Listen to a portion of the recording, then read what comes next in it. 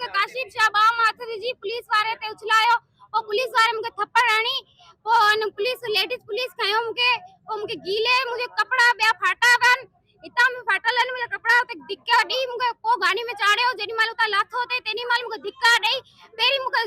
जोर सा दिक्को दई पुलिस वाले ने हेठ गिरायो मुझे कपड़ा फाटी गया उते हेठ जोर सा गिरी आऊं आई जबरदस्ती जाम मुसा कई वई है अब असां ये जुल्म थियो असां जो मासूम न्याणियूं खणी विया उनजा कपड़ा लटा बेइज्जती कयूं मारूं असां टप्पड़ खणी ॿाहिरि उछलाया अथन शहीद वेठो है पूरी टीम वेठी है पुलिस जी हथियार खणी वेठा आहिनि असांखे घर में कोन था अचण ॾियनि असांजी ॾोकरी खे धिका ॾिनऊं उहा गशी थी वई उनखे टेबल खणी आ मुश्किल बचे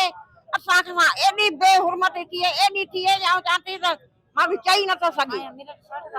साईं वटि वियासीं सरदार शाह जे भाट उन बि असांजो कुझु कोन कयो डॉक्टर असलम बि कुझु कोन कयो असांजा चङा जेके वेठा आहिनि असांजी कंहिं मदद कोन कई असीं न्याणियूं आहियूं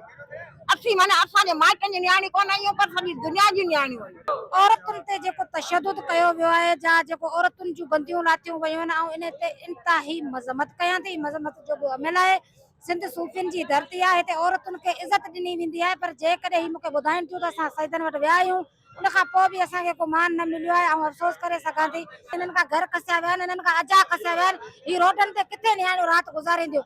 त मुंहिंजी परजोल अपील आहे इहा साईं सरदार शाह सां नवाब तैमूर टालपुर सां साईं अमीर अली शाह सां त हिननि जा अजा ख़ाली कराए माचिन जे हवाले कया वञनि ऐं नियाणियूं त चलो छुटी वियूं हाणे रहनि किथे छा औरतुनि जी इज़त कोन्हे ही छा सॼी राति प्रेस क्लब ते गुज़ारींदियूं हिन मर्दनि ते कूड़ो केस दाख़िल कयो आहे ही को करप्शन थोड़ी कई आहे हिननि कोई मंशा थोड़ी था हलाइनि जो हिननि ते केस दाख़िल कयो ही कूड़ो केस आहे मां हिन ते मज़म्मत कंदमि ऐं पंहिंजे नुमाइंदनि खे आईजी सिंध ख़ासि तौर ते आईजी सिंध त असां तव्हांखे इहो आह्वान कयूं था कूड़ा केस दाख़िल करणु बंदि कयो ही माची हिकिड़ी बरामुन क़ौम आहे मूंखे 25 साल उमरकोट में थिया आहिनि मूंखां त अॻे जा ई माची वेठल आहे ठीक है इन्हनि माचिन खे मूं सईद जो नालो न ॿुधो त करे सईद जो कोई त प्लाट आहे ही अम्मा वारियूं हमेशह मूं वटि अचनि थियूं प्लाटनि जा मामला माचिन जा पाण में थियनि था ही सईद किथां आयो आहे हेतिरा ॾींहं किथे हो खुदा रा कुझु रहम कयो मूं ॾिठो पियो नाले मुंहिंजे भाउनि खे मुंहिंजे मामनि खे इन्हनि खे पुलिस राति जो खणी वई हुतां उनखे चयो भाउ पहिरीं त हलो कोर्ट में असांखे जीअं ऑर्डर मिलियो हलो कोर्ट में कोर्ट में वियासीं त कोर्ट में असांखे 7 माण्हू उन गिरफ़्तार करे छॾिया उन टाइम असांखे चयो नालो छा चए बाबा साहब जो ऑर्डर हलो साहब अची विया साहब वटि मूं तां पुछा कई छा थियो यार साहब जज उथी वियो यकदमि न डायरेक्ट असांजे मथे वठूं टाइम वठूं का शइ करूं पर जज जे न हाणे उन आधार ते उन खां पोइ असांजे अलाए किथां ज़ुल्म कया आहिनि हींअर असीं विया आहियूं नंढड़ी ते अलॻि छा छा कयो उहो ख़बर रब खे असीं वासी कोन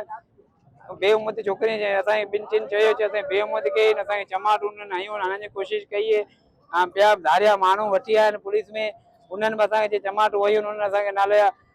अहिड़ी अहिड़ी जॻह हथ पिया चई कोन सघूं पर असीं हुन ते चऊं था भला महिरबानी असां सां इंसाफ़ कयो वञे असांजो जेको घर आहे उहो असांखे वापसी ॾिनो वञे अलाए इंतिहाई असां माचिन सां वॾो ज़ुल्म थियो आहे